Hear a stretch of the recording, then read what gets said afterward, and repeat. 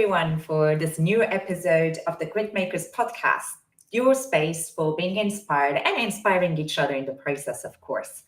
I am super grateful to be joined by two of our speakers announced tonight. Just a quick apology, Simon is not making it tonight due to personal reason, but don't worry, we will have some chance to catch up with him later on. Kevin, Sarah, thank you so much for joining me. I'm super excited to have you, and we're going to kick things off by asking you, please do introduce yourself and your own definition of resilience. Sarah, do you want to do the honor? Yes, lovely, thank you. I'm Sarah Williamson, and I'm based just outside of London in the UK. The definition of resilience, I think, is the idea that life can be really lifey and certain things can be absolutely out of our control and sometimes out of our influence as well. And yet we find a way to navigate through in whatever way suits us best. Love that. Kevin. I love it. I love all the pink in the room. I don't know if I can compete with that. My name is Kevin Goodnight. I'm from Houston, Texas. So you will get some y'all and some different country accent out of me here. But live in the suburbs of Houston with my bride of 18 years, 2 boys. And we're just in the throes of life. And I've written a couple books. I do some crazy things, speaking on stage.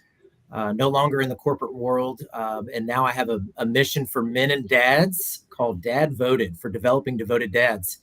And through that and the journey we'll talk about today, I now coach men in sobriety. So it's a beautiful journey with a lot of pivots and a lot of fun. But man, resilience for me, it's kind of twofold. And resilience is the first side is just what Sarah echoing. It's that toughness, it's that adaptability, it's doing life and it's moving. But then I look at what we're going to talk about today, resilience in sobriety. And I look at resilience a lot of times as us. What can we do? How can we muscle through? How can we make it? But resilience in sobriety is so much more. It's a mindset change, but it's bringing on accountability. It's maybe removal of some friends. So there's a lot of things that go into resilience in sobriety that is different than just your traditional sense of the word resilience, which a lot of it's just, I can do this. And that's what I'm so grateful to journey with you guys on this call today. So thank you for having me. Yeah, thanks for joining us. And thank you, Sarah. It's so funny because we got to meet online with Kevin, and our previous guests on the previous podcasts got to introduce us, which I'm very grateful for. A little hello to Chris, who's with us tonight. But hey, guys in the audience, say hello in the chat. Ask us questions if you have already something that is spiking. And let's use this opportunity to all get to know each other. And one thing as well that I was quite excited about is that we're all writers and we all use this way of expression. It wasn't really planned because, as I said, Chris introduced us. And I had met Sarah at a conference, well-being conference, a couple of years back. So, Sarah, you've been working on your book for quite a while as well before that? Or was it something that you were just never writing and you were like, this is it? Oh, my book took me 4 days to write. It was knocking around in the back of my head for a long time before that. And I knew my book was going to be about sobriety. I think I was putting together the pieces of the jigsaw puzzle, and I had files saved on my PC with notes and I wouldn't go as far as say chapter ideas, but thoughts and perhaps ramblings. I had audio files saved. I had post-it note. I would not like to show you the state of my desk right now, but my way of operating is with lots of post-it notes and notebooks. So I had the content probably saved in 15 different types of spaces and in about 40,000 words. And in the run up to Christmas that year, I said to a friend, the thing is, probably what I just need to do is write a book. And as soon as I said it out loud, I thought, oh no, I'm going to have to do it. It felt like, because the words had been said, it was going to have to get done.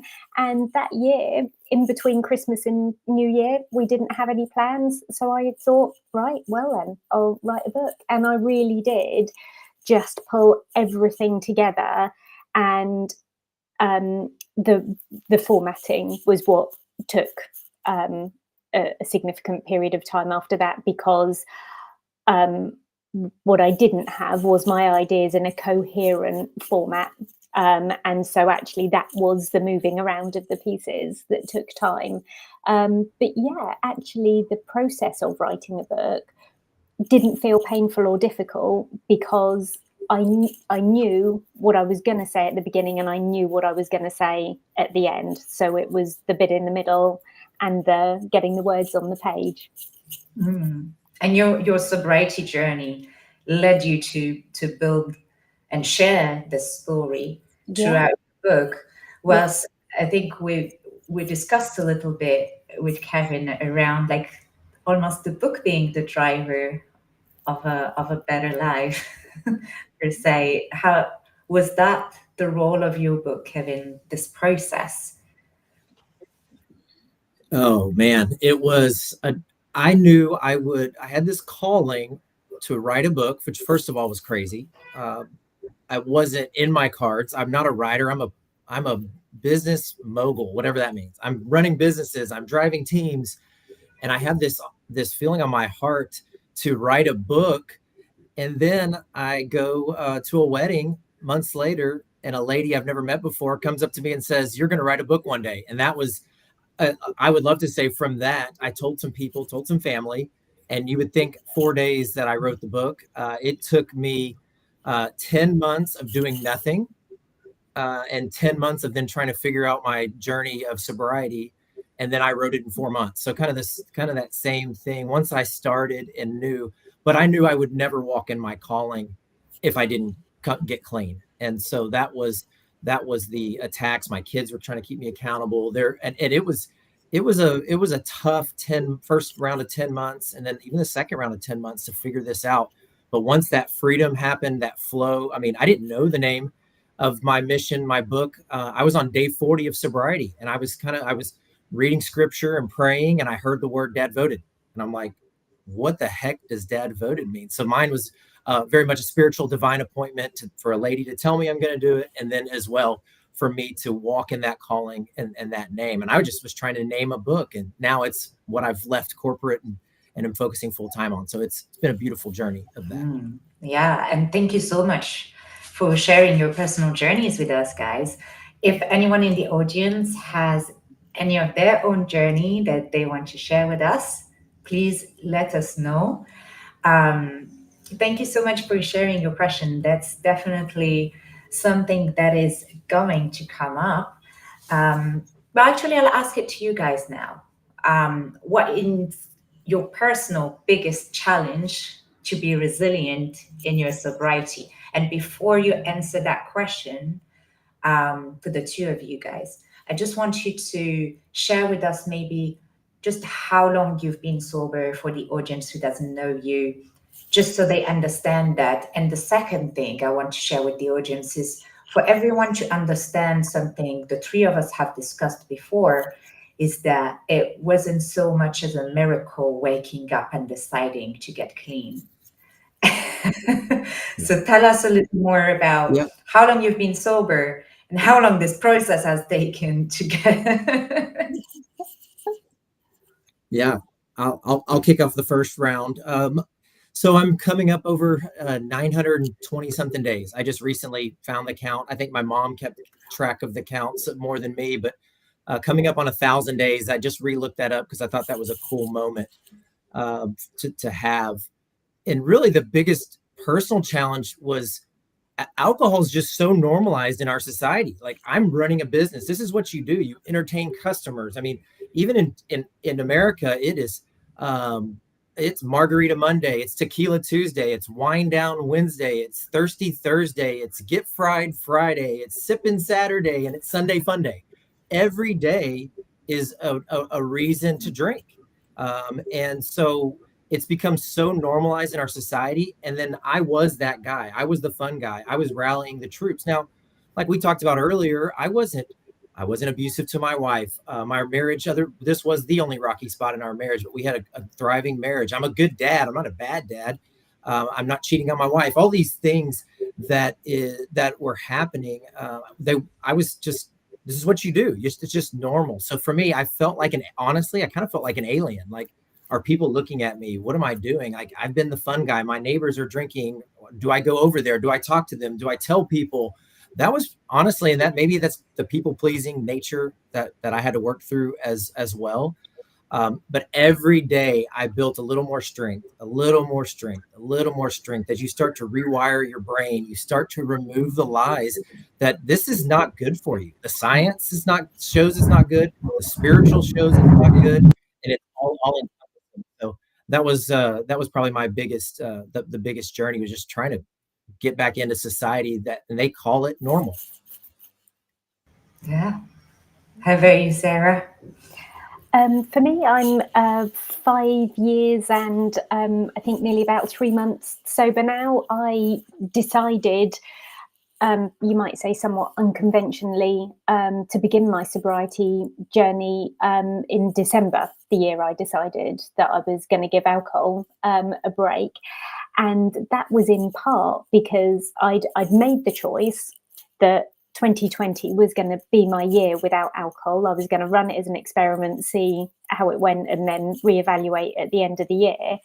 And as I was getting ready to begin on the 1st of January, in that December before, I was thinking to myself, oh, well, actually, it's a bit strange waiting until the 1st of January, because I'm now 47 years old, but at that point, whatever I was, 41 or whatever, I didn't have any evidence that I could hold up for anything in my life that I'd ever set as a New Year's resolution and then seen all the way through 365 days.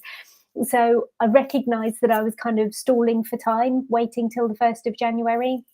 And I thought to myself, well, actually, if I start in December, I can arguably do some of those what's often considered the most difficult things in sobriety in the early days and get those under my belt up front. So all of those corporate, all those big work night outs, all of the bar nights with friends, the big carol concert with mulled wine afterwards, the school fair with all of the cocktails at that, everything else, and New Year's Eve, then I'd actually be able to start on the 1st of January with a good stretch under my belt already.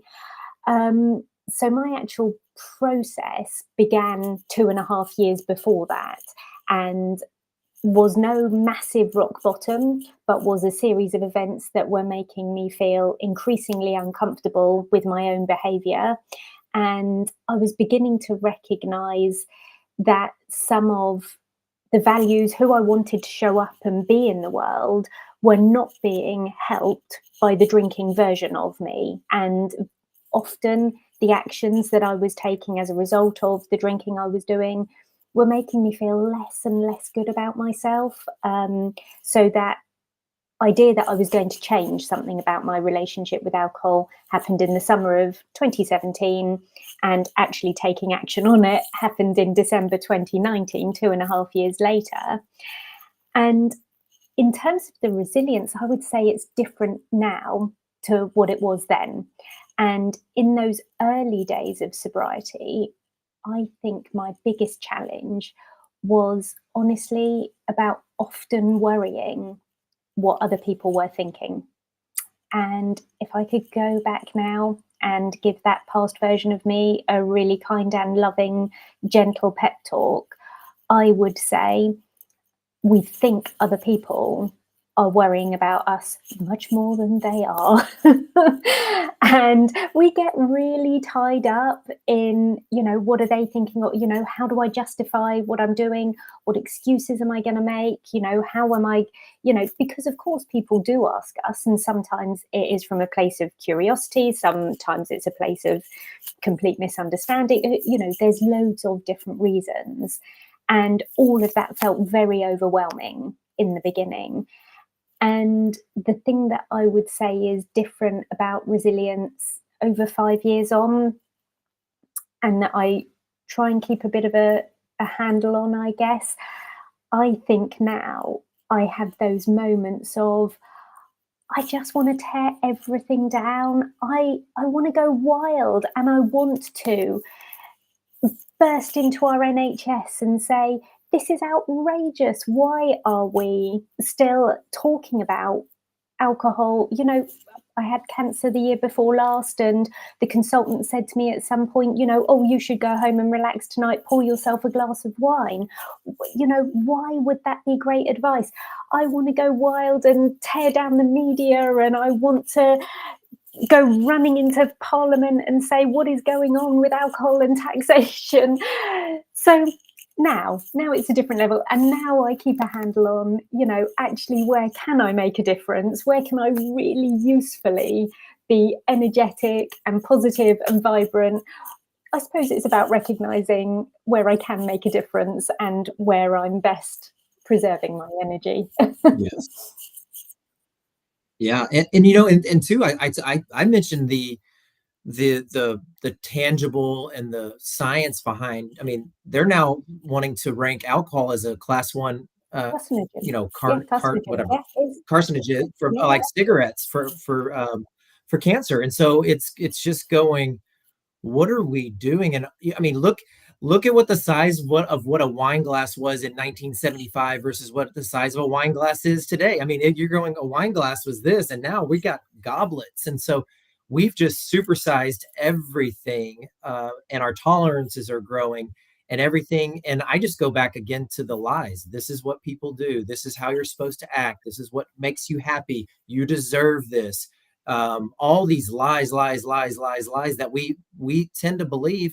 And then all of a sudden you wake up and you're like, I don't know when the last time was I didn't have at least 2 drinks a day, and it's a vicious cycle of waking up. You get to Friday and you're so whooped at the end of the week. Now I don't even have, other than a 24-hour break I take once a week, every day is just a day to make an impact, right? I don't look at, today's a Monday, today's a Tuesday, I got to muscle to Friday. And it's so crazy how alcohol has clouded our minds, and we've believed a lot of these lies. And then this fact that people are I mean, my wife went to a funeral last week, 45-year-old guy, alcohol abuse, and didn't make it out. And she sat there going, that could have been me on the other side, looking at you. I'm 42. And my mother-in-law is sitting next to her. Her son had addiction problems. My other buddy, he had addiction problems. And so I look at, and we're all bright lights in the world. We're all really good people, light, and we bring light and hope. But as she referred to it, there's those dark corners. And when you have dark corners in your life, those dark, what grows in the darkness? Mold starts to grow in the darkness, and things you don't see and that you don't know. And then all of a sudden that darkness starts to overtake. And that's the real side to this. Like, this is families that are involved, and marriages, and the next generation of kids. And we're a little out of control. So sorry, I went off on a little off kilter run there, but that's the serious No, topic. it is a serious conversation to have with each other as well, and to have with ourselves, in the sense of which kind of person do I want to be, but also what is the norm and the example that we are putting out there for others, whether it's for our families, whether it's for the people we encounter, and also what is the norm that we are accepting from others. But I think one second side and second fold of this question that it sparked is, what do you do on the tough days? And as you are challenged by life still, even not looking back on sobriety, what do you do on those tough days that we would have advised you to go home to a large glass of wine, or that you would have you'll get that little glass of whiskey? Do you still turn to escapism in another form, or what has changed? Sarah, yeah, I'll go first this time. Lovely. I think in the early days, I recognised that people were talking about other coping mechanisms. And, you know, I might have been on a forum where well-intentioned and kind people were offering up suggestions of meditation, doing a yoga practice, going for a walk, doing something creative, knitting, a jigsaw puzzle, whatever it might have been. And I now look back and see some of that stuff for the distraction that it absolutely was. And I'm not saying that there isn't a place for distraction, absolutely. But more and more, the work that I do one-to-one with my clients is about addressing the emotions that are, what is it that we're trying to escape from? Now, it's all very well if somebody says to me, you know, at 5 o'clock, Sarah, when you think it's the witching hour and you're desperate to get home and pour that glass of wine, great tip for you at that point is to pour yourself a really big bubble bath and light a candle, chill out in the bath for half an hour.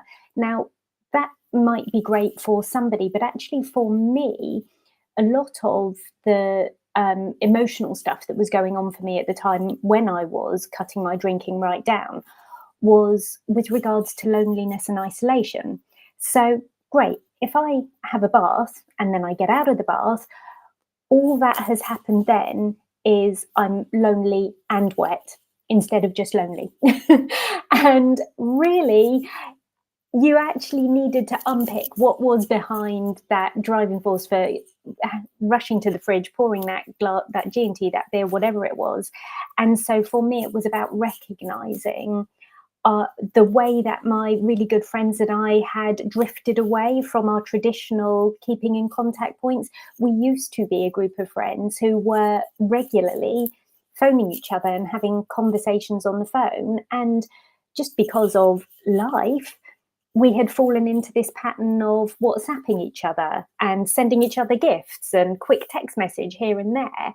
And actually what I really needed to do was reconnect and pick up friendships in a different way to how they had started to go down a different trajectory.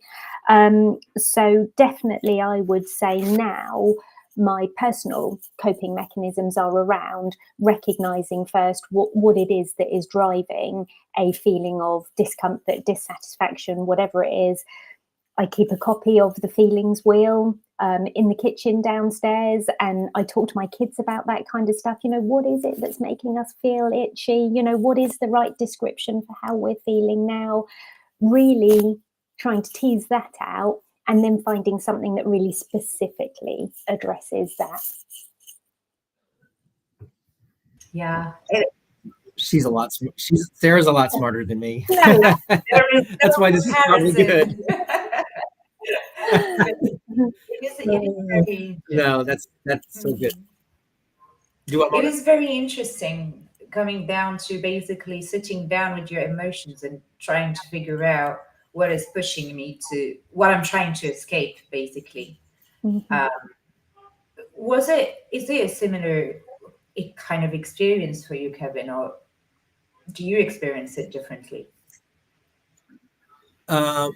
There's a lot. When I work with men, I do want to try to rewire and attack those moments of weakness. So I do out the beginning of that, I'm trying to say, okay, let's look at your schedule.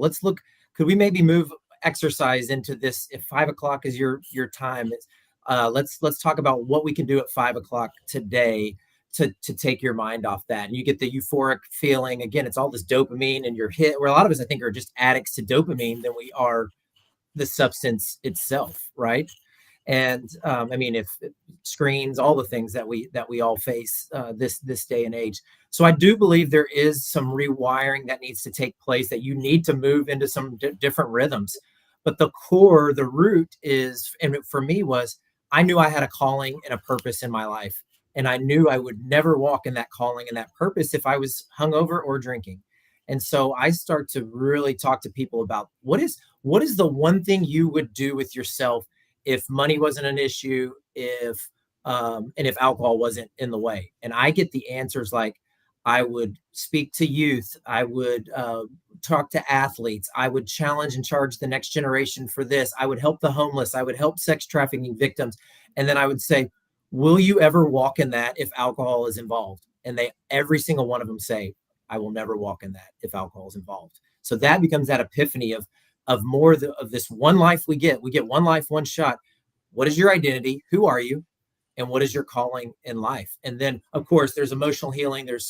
We talk about where you grew up, what happened. There's all those things that you have to bring to the surface.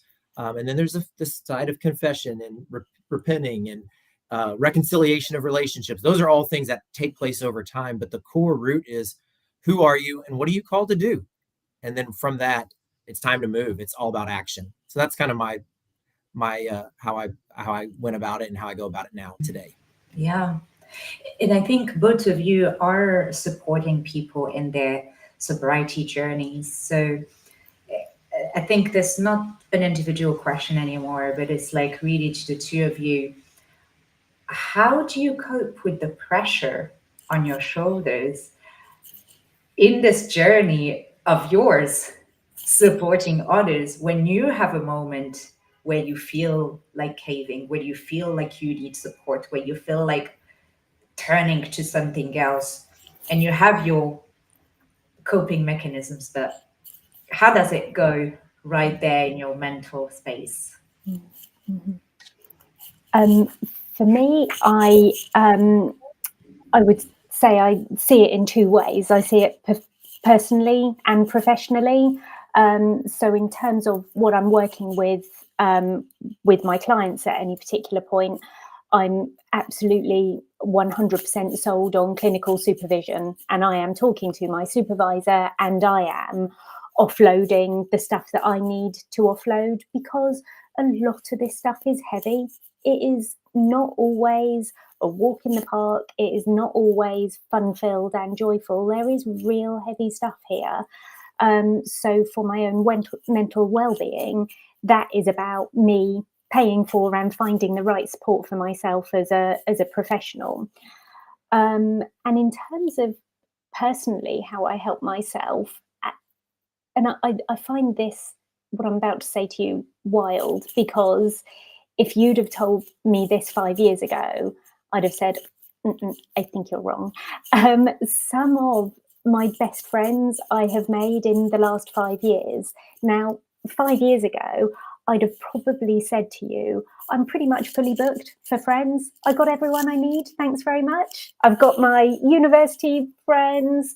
I got my local mum friends. I've got around me my circle, my people who I love hanging out with. Some people really close, tight knit, amazing friendships. Some more acquaintances. But I've got everything I need. Thanks.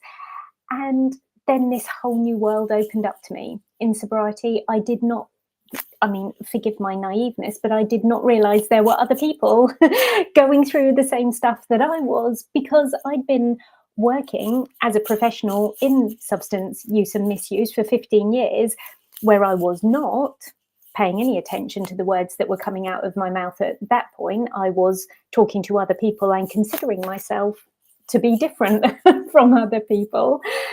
And so what has happened over the last 5 years is this development of amazing relationships with people that essentially I met online and have now become really fabulous friends that I see in real life as well. We meet up on a relatively regular basis, and we are always on, message groups and chatting to each other. And that feels like such a joy, such a gift, because there's something very different that I get out of those friendships and relationships in sobriety than I do with my old friends, who obviously I love just the same as I always did, but there are different conversations I'm having with my newer friends. So that is how I think if I were to consider some of the stuff that I could carry to be heavy. That is how I share my load out. This idea, even what we're doing today, of this situation of the fact that you're not alone and you're speaking out, but about that situation of having to be the guide or having to be a certain model or a certain support, and being vulnerable about it. How about you, Kevin? Are you still carrying the weight on your own? Well, I sleep with a counselor. My wife is. That's a way to get around it. Yeah, great. That's one way to do it. My wife is going through her final part of her master's program to become a licensed professional counselor. So she's my unsighted insight in so much. But look, Sarah said it. You surround yourself with amazing accountability. I mentioned it in the last piece. Darkness what grows in the darkness when you're isolated. Sarah mentioned that as well. So you've got to have community. You've got to have accountability. Some of it's paid for accountability. Some of it is people in the same spot that are of life that just want to help you along the way. I believe in mentoring. I believe in being mentoring others as another form of accountability, because if you're mentoring somebody, that helps keep you accountable. So there's a lot of surrounding, but the biggest piece is I don't know how I'll take this, because this could go in a way different way, but I walk in freedom. And there's some programs out there that you have to identify yourself as I am this. I am an alcoholic. I am not an alcoholic. I have found freedom from alcohol. So my mindset, and somebody here even said wrong thinking and emotions kill sobriety. And I no longer talk to myself in that mindset of being an alcoholic. I have found freedom from alcohol abuse. I'm a new creation and off and running. And so that's the mindset that I attack it. So I actually, as I work with clients, I still remember day one, Kevin, walking into a sobriety class with my head held down. And then I remember day 40, Kevin, when my mission was revealed. I remember day 75, when I asked, when I was praying and I said, who am I? And I heard, you are a leader of dads. So that was a new identity spoken over me. So I can't walk away from the spiritual side of that. That's where freedom comes in, and that's where purpose and mission come along. So I love to be able. I mean, I hold it in high honor to be able to walk with people at their worst, and then I start to see people on day 30. They're starting to light up. Day 35, they're starting to get a little bit lighter. Day 40, they're skipping, and again, there's different paths and seasons, and yes, you've got to always keep that accountability in line. But I think we're all saying that beautiful thing: accountability, purpose, mission, vulnerability. Men don't like to be vulnerable.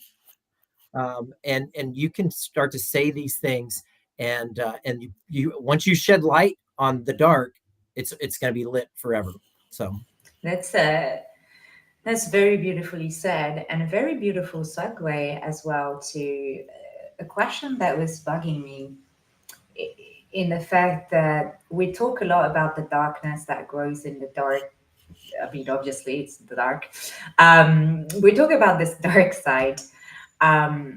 What has been the darkest thought that remains for you in your mind? Maybe something that you're still battling with, just to see what is remaining. What is that little piece of mold that you're still working through? Because life is a process. You're going to go first, Kevin? You're looking at me, I know.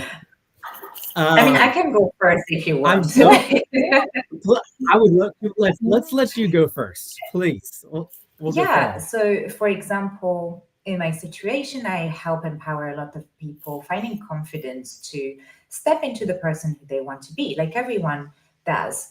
It's outside of sobriety. Sometimes it does include sobriety or recovery journey of some sort. So even if it's not my specialty, there is still something of how people perceive you. So when I do have this thought of like, I'm being overwhelmed or I have self-doubt, there is really this uncommon moment of not even allowing you or giving yourself permission of having that moment that you cave. And it takes, I think, a lot of courage and resilience to even admit, yeah, sometimes I do deal with self-doubt. And even if I give and empower people to deal with their own self-doubt, is that I do that because I know what it is like. I know what it is like to burn out. That's how I can empower others to navigate that and prevent that from happening. So, what is your darkness in the light that somehow is what's making you resilient today to be flexible over these high and lows? Such a good answer. I love that. So I then think mine is one around gentleness. That's something I'm so often talking about, is being kind to ourselves, being gentle. I really more and more see that self-care piece rather than about anything that might be to do with, I don't know, getting your hair done or your nails done or anything, to be about that really careful reparenting, that inner child piece, and to really be very intentionally basic about have I eaten well today? Have I actually, how much water have I drunk? Have I been outside for a walk? All this good stuff that outwardly I might be talking about with clients, but then taking a really careful check on myself. Am I always as gentle with myself as I could be? Absolutely not. Is my narrative always loving and kind and filled with care? No, it's often highly critical and really quite unkind. So I think that's my big work in progress. Out of, more than anything else, that's my dark corner that I am often looking at and remembering. That's where I need to put some of my own personal focus and attention. Yeah, I would say my people pleasing nature at times. I come in, sometimes I'll be more passive, and I'm learning a lot, but coming in from a passivity position towards some certain men, and sometimes men just need to be punched in the face, and and just like, you're wrong, you're going down this path, this is dark, you need to do this, you're a freaking idiot. And so Sarah, you're saying you need to tone it down. Sometimes I need to pep it up a little bit. And it's just like, listen, this is going to change your life forever. This is going to change the trajectory of your marriage forever. This is going to change the trajectory of your kid's life forever. And so, like, what's holding you back? Is it fear? Then let's tackle that. Is it this other lie? Again, it's all lies. It's all lies. It's all lies. And so it's really getting down to the root of that. I also, on the spiritual side, I can't heal people. I can't answer all their questions, their deepest soul filling things. I can guide them. And so my fear is, like, what if they don't get, like, what if I can't create something that I can't create the spiritual or the supernatural. Like, they have to want the healing, they have to pursue it, and they have to walk in it. They have to fight the battles. All I am is a conduit, and I'm helping guide them. I can't be the fixer. And that's, guys are fixers. We want to fix. And so I think that's probably the biggest thing that I struggle with is what if they don't get healed? What if they don't get fixed, right? So that's a little bit more on my side. Yeah. And it's not only men that are fixers, I think it's really stemming as well from, like, how people are brought up, and also that desire of wanting to give, or being conditioned to give and to people please, or to, how childhood is going to condition us a certain way, that if you are not solving that problem, that's the problem solver issue. If you're not solving that problem, you don't feel worth it, and attaching a self-worth to that fixing of things. And something that coaching brings to light is the importance of being a guide as opposed to the solution provider per se, not handing things to people, but empowering them to embrace their own, their own solutions that they already have. And it's a very powerful thing. So we talked a lot about mindset and spirituality. I think they come hand in hand because spirituality can be very large and very widely interpreted. I know that, I mean, I do have to say hi to Clayton and Holly and everyone in the chat that is here. Hashtag Dadvoted and supporting you guys, supporting you, Sarah, as well. Enjoying that you are sharing your ideas. But I think something is important to highlight here is how your mindset has evolved. How did you, so for you, Kevin, was spirituality always very present? And then we'll turn to you, Sarah, and see how your position, what you turn to change your mindset. Yeah, there's a very strong basis of faith there, and my upbringing and everything that I've what I believe and what I believe also where healing and redemption comes from. But with that, there was also a lot of guilt and condemnation, right? Because I wasn't living up to the standard that I was supposed to live up to. And I would pray daily, like, God, make this taste like bile. Like, I would pray that prayer because I can't stop. And then 5 hours later, the itch would come and I would scratch it. And so that there was that aspect of a basis of faith. And then, of course, the condemnation and guilt, which is not from my faith, that's actually from the enemy attacking me. And so, yeah, that was the turning point in me was, again, the spiritual attacks that I believe alcohol abuse is very demonic in nature. I'm not, and let me start by also saying I'm not anti-alcohol. I would love to have a glass of wine with a beautiful, big, thick steak. I just know I can't have one. And so I'm not walking into a room going, how dare you drink in front of me? Like I hang around people that do, my neighbors and coworkers and other folks. So that's not my position at all. I just know that I can't because it takes me down this path. You could talk addictive personality, you could talk other things. So I would just rather use it for good. That's kind of and maybe that's a mindset hack too. Like, okay, I'm all in, so I might as well be all in for good. But there's no doubt that I believe again that I'm a new creation. I'm healed. I'm fully redeemed, and I'm dearly loved. And when you know that, you know your primary identity is that you're dearly loved. You're unstoppable in going backwards. So that's kind of my view of it. Yeah. And I know it resonates with Sarah because there's an entire chapter about the importance of the words that we use, especially in the recovery journey. Even during your talk, you were.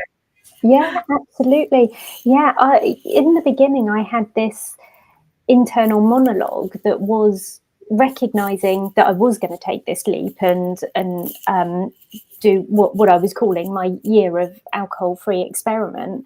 And the thought that followed every single time that I thought about the experiment was, and for that year I'll be lonely, miserable and boring. Well, guess what? If that is your thought, I suspect that will be what comes true. And so really trying to dig deep and it's subjective, isn't it? Maybe I am lonely, miserable and boring. Maybe I always was. Maybe I am now. Maybe other people are. Who knows? It kind of doesn't matter. It's about how we feel in our own skin. And once I'd caught hold and recognized that was a recurring thought, I was able to think, okay, well, let's go into this and feel lighthearted about it and find out the truth. Does alcohol make me fabulously interesting and exciting? Or actually, have I often been putting myself in situations that I didn't particularly enjoy? And therefore, alcohol was helping to make it more bearable. Definitely a part of getting to know myself better was around recognizing that alcohol was a tool that I had used to live a more extrovert version of myself. I'm such a cliche. I was first on the dance floor, final one ordering the tequila shots at the bar, in the DJ booth, all of that good stuff. But actually what that was fueled by alcohol, that way of being. And when I came round to discovering that actually, really, I get a lot of my energy from much more introvert pursuits. I got in touch with that part of my identity before any of my friends and family did. So then actually it's a case of where people are left standing there going, hang on a second, why isn't she on the dance floor? Or how come she hasn't ordered the 5th round of whatever? You've got to give other people a chance to get to know you, because you might have clicked into it faster than they have. And I would say for me, a part of my being able to recognize the physical benefits of going alcohol free, the emotional benefits and the spiritual benefits. The spiritual perhaps are the ones that we don't spend enough time talking about. It's really easy to say, oh, you know, I sleep better and my skin got clearer. And I suddenly realized, you know, they say that the best thing about sobriety is being able to feel all your feelings. And they say the worst thing about sobriety is being able to feel all of your feelings. But in terms of spirituality, for me, I think I was able to get much closer to my intuition, to learn my gut feel so much better, to recognize instinct where I hadn't perhaps always realized it so much before. And that's been a really nice learning, along with the whole feelings piece. I think there are so many different feelings that we drink on or at. You know, if we start at overwhelm, talk about fear, talk about sadness, talk about anger, the pretty pictures about alcohol in our head are often the ones at weddings and celebrations and birthdays and stuff, where we are not drinking at any of those feelings. And guess what? Alcohol is never advertised by showing a picture of us slumped on the sofa at 8 o'clock on a Friday night, because we're just completely whacked with everything that's going on around us. I've completely forgotten what question I was answering, but I hope that was some of it. Well, look, and Sarah, here's probably the coolest part. A lot of this is contagious and we don't know it. So let me explain, and contagious in a good way.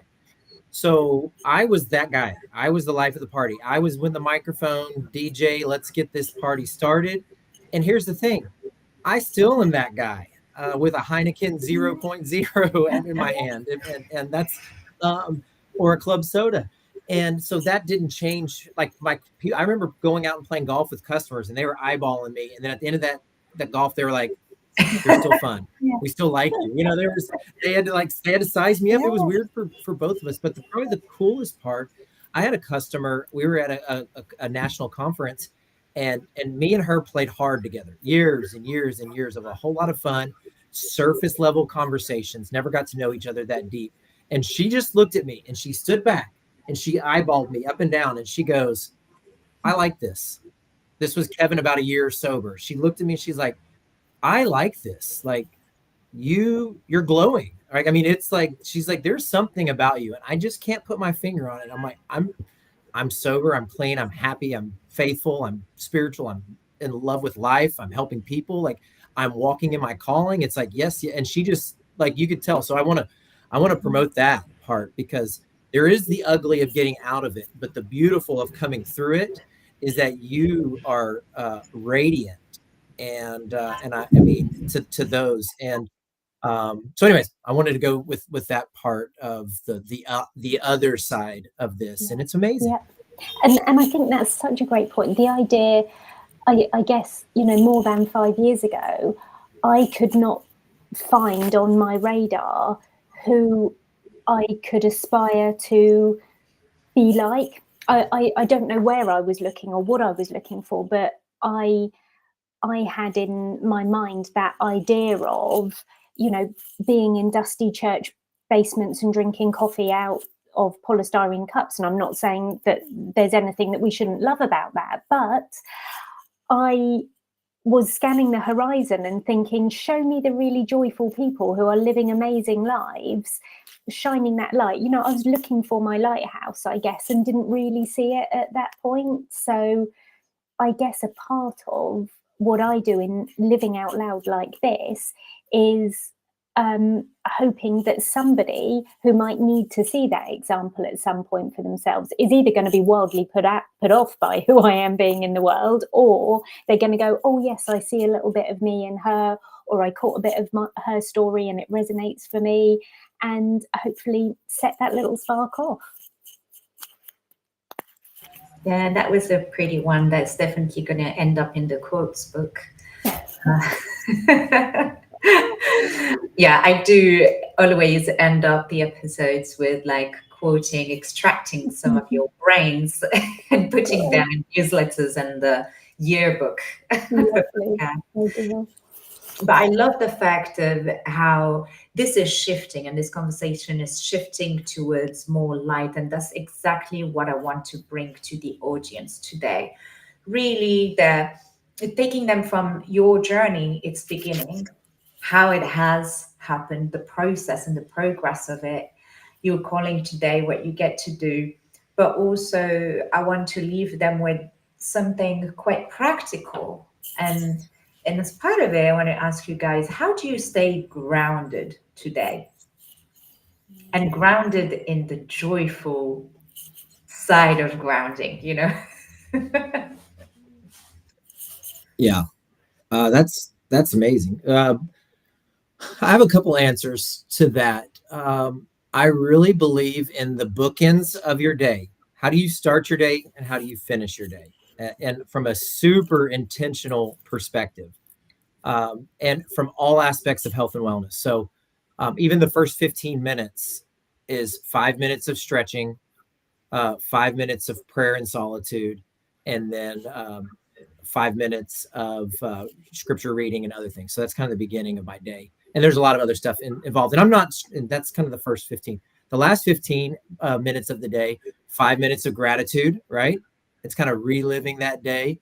It's 5 minutes of prayer with my spouse, because they say, I don't know what the divorce rates are in the UK, but even in Bible Belt, Texas, divorce rates are 50%. Even inside the church, 50% of couples are getting divorced. Couples that pray together, stay married 98% of the time. So there's a 2% divorce rate for those who pray.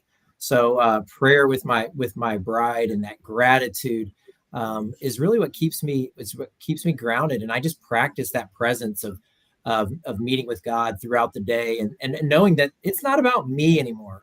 It was about me for the first 40 years, and I did it well. I drank, I partied, I played, and now it's not about me anymore. It's about the next generation, because I now am shifting to a 5 to 7 generation mindset where I want to know about Goodnight's 150 years from now, that the generational pattern of drinking stopped. They live on mission, they help society, and they are a bright light to everybody they encounter. So that's my biggest, it's not about me anymore. It's all about the next generation. Yeah. That's a wonderful one. And definitely an inspiring one. How do you ground yourself, Sarah? For me, it's about staying in my thinking of now. I think a lot of discomfort for me comes from future thinking and, worrying about the uncontrollable. It's really easy to get down that slippery slope. So keeping myself in check a couple of times a day and recognizing about this moment right now is beyond my wildest dreams, the kind of life that I could only have imagined, that I could have lived. The idea that, years ago, I would have said to you, in my wildest dreams, there's a husband, there's perhaps 2 kids, a dog, a nice house in a beautiful part of the Surrey Hills. Wouldn't that be amazing? Here I am living that actual dream. And at the tail end of my drinking, that was one of the things that really helped me, because I was thinking to myself, I'm drinking because I am feeling like life is all a bit too much. I'm so overwhelmed so much of the time. And yet everything I overwhelmed by is everything I ever dreamed of. It felt really conflicting and difficult to understand. So for me, it's about kind of keeping in the here and now, recognizing if I think about, you know, me right now in these four walls, this house, this place where I live, really recognizing that so much of parenting is about modeling for our kids. And it's really easy, you know, I spent 15 years as a youth worker. It's really easy to, you know, talk the talk and say anything we want to out loud, but actually I'm showing my kids a way of living that's entirely joyful and happy and normal, and also that they will make their own choices. You know, they are 17 and 18 right now, but they will, for the last 5 years, never have had to have the thought that a cause of my drinking might have been them. You know, I get the gift of being entirely the mum I choose to be.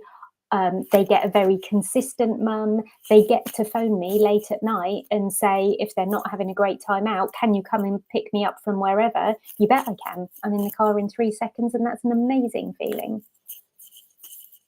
Yeah. And wow, that you that hit on a lot of notes. Think about the fear now removed from your life, Sarah, because if that call would have come in 5 years ago and your 18-year-old needs to be picked up, you may not answer the phone because you're six, you know, you have a bottle of wine in you. And one thing we look at too, and this is my bride, my wife is amazing. We celebrate every year of sobriety, and we celebrate it with a cake. Like I had a 1 year and a 2 year party for sobriety because we want our kids to see, like, I was here and now I'm here. And this isn't like brushing under the rug. Dad had a problem. Like, we have these conversations. And let me just tell the people that are listening, like, my kids were 7 and 9 when I got sober. I spoke on stage a year ago. So they were 13 and 10. And they brought my kids on stage. Didn't ask me. They're like, would your boys go on stage? And we just want to ask them one question. And I said, sure. And I said, so they brought my 2 boys on stage and they asked the question, what's the biggest difference in your dad from then to now? And so first of all, this is a day off from school they had, and they drove for them to even want to be with me for an 8-hour turnaround day, 4-hour drive, 1-hour presentation, 4-hour drive. So a 9-hour day. That's a victory to have a teenager who wants to be with their dad alone. That's beautiful.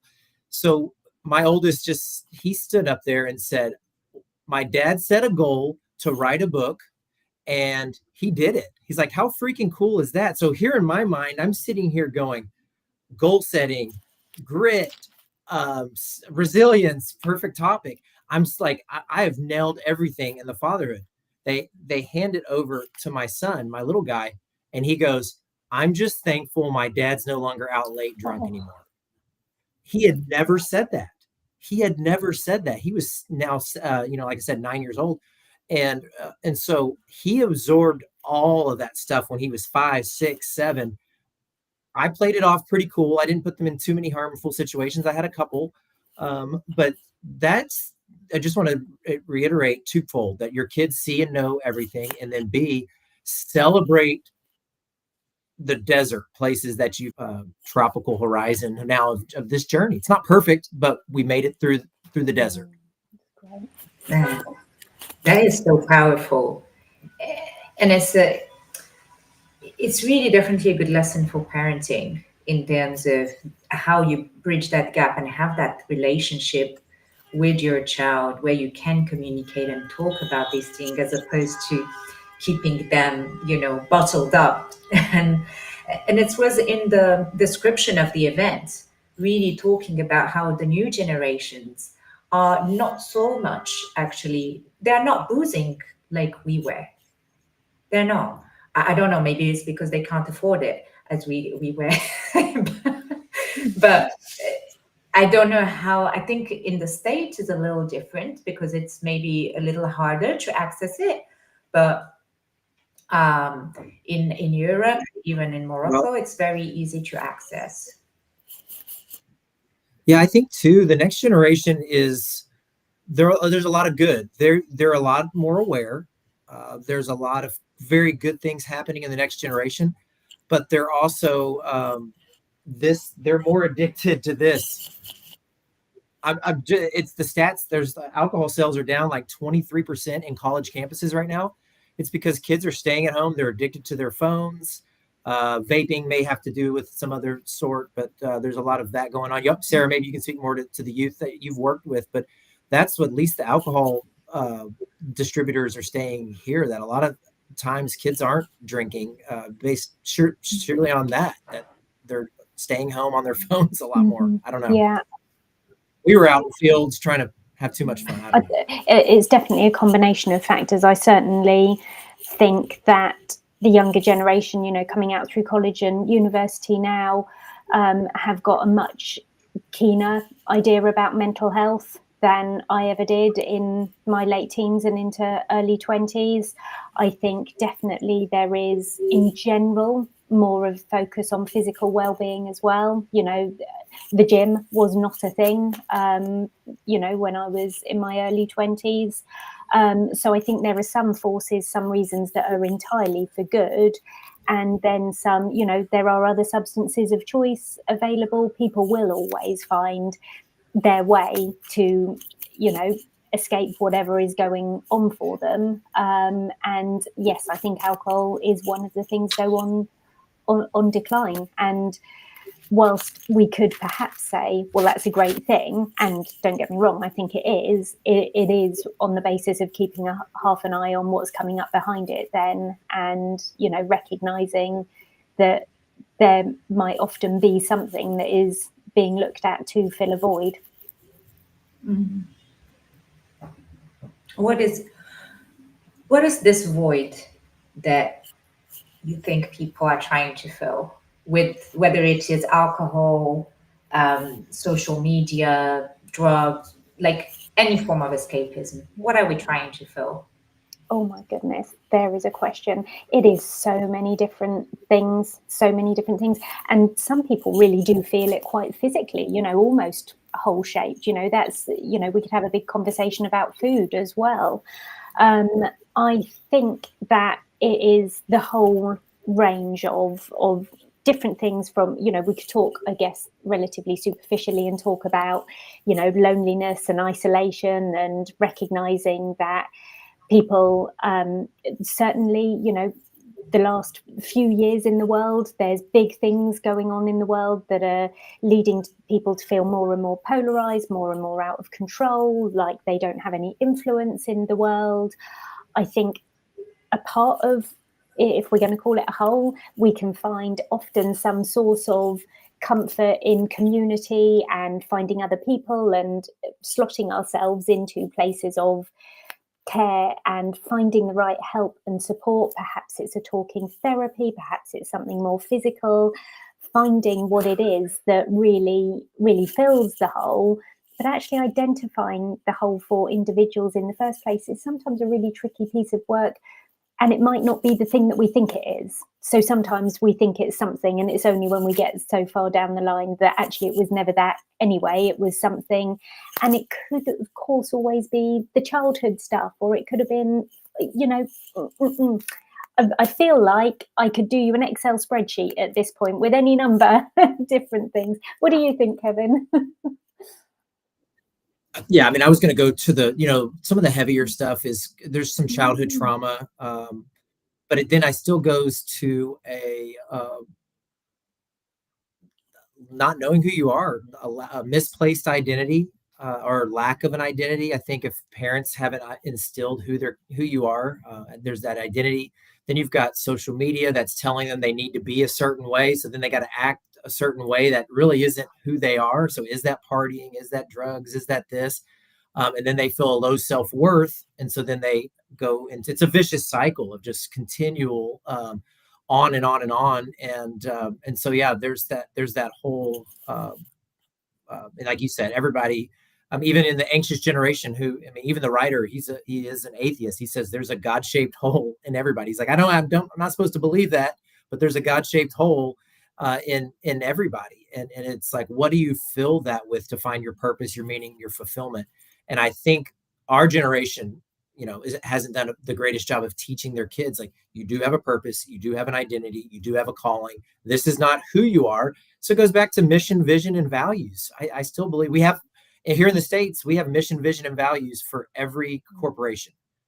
Very few families have mission, vision, and values. Now, again, that sounds very sterile, very corporate, very like how you operate, but it's as simple as, who is a Goodnight? Who is a Williamson? This is what we believe. We have high levels of integrity. We love, we learn, we're learners, and you post these on your wall.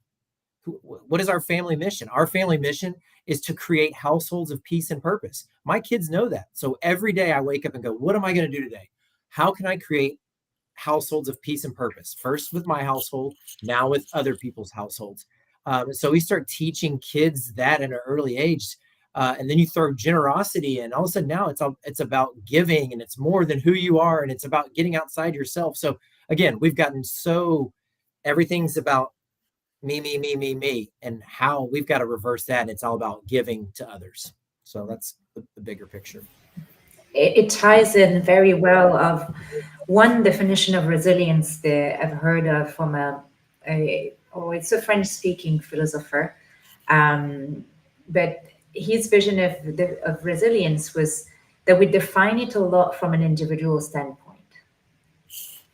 And what we forget is that we can't be resilient without others, because to learn, you need to learn from others. To practice, you need to practice with others. It does have this important concept of community that somehow it's really going back to modeling, going back to parenting, going back to sharing, to supporting, to being supported. And I think this part of resiliency happening in our community, and something that we share, we talk about, and we inspire each other, is a beautiful thing that I'm very grateful that we get the chance to share all together. I'm grateful for the audience. Thank you, guys. Thank you for your feedback. Thanks for showing up. And of course, thanks to those who listen to us and to the replay. Please do connect. Go follow Kevin and Sarah. They have plenty to share. They're doing amazing stuff. Just connect, ask questions. If you weren't able to ask them live tonight, just address them. I'm sending you people. I'm just going to assume that they have the time to get back to you. They will find it. Yeah. I'm putting them on the spot for that. But yes, please do reach out. And if not to them, reach out to people around you and have these conversations. Thank you, guys. We're going to log off tonight. Very grateful for you guys. Any last word that you'd like to share with the audience? I'd just like to say thank you very much. It's been such a lovely conversation. I've really enjoyed it. Thank you. Yeah, and just to echo, I just would say you're never too far gone. There's always the very hardest thing is when you're stuck in the mud is reaching out that hand and having somebody help pull you out. So reach out your hand, whatever that looks like. Yeah, a stranger on the internet, a neighbor, someone you even knew for a long time and didn't dare to talk to.